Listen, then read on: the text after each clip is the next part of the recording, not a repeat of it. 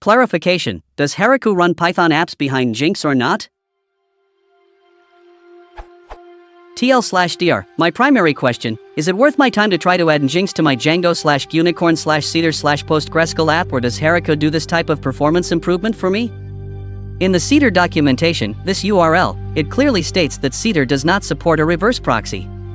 Cedar does not include a reverse proxy cache such as Varnish, preferring to empower developers to choose the CDN solution that best serves their needs.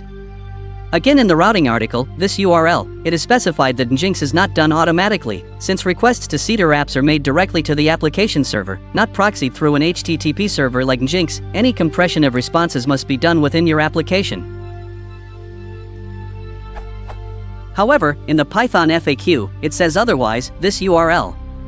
No, there is no need for using a reverse proxy on Heroku because the Heroku Cloud Platform takes care of everything those servers normally do for you.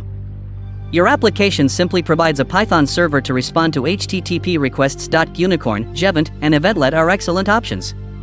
Because the web server is embedded in your application, you can easily test and debug the exact same code in any environment. This development and production parity makes it easy to troubleshoot problems during your development cycle. It seems to me like Heroku takes care of some of the benefits of reverse proxies, but not compression. Is that true?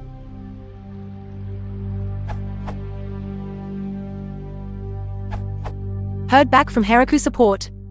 We do not recommend trying to add Nginx to your stack, nor does Heroku provide that layer.